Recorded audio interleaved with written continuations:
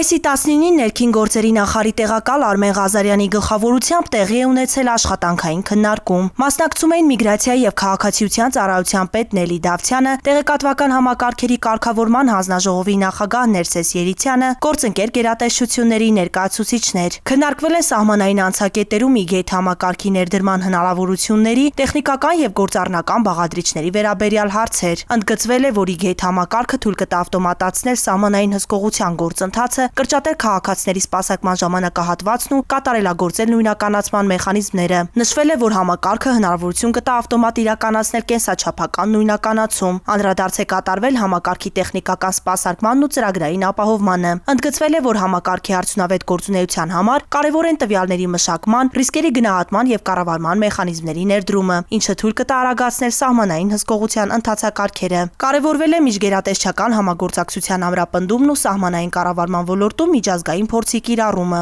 Պայմանավորվածություն է ձեռք բերվել շարունակել համակարգի ներդրման ուղղությամբ աշխատանքները։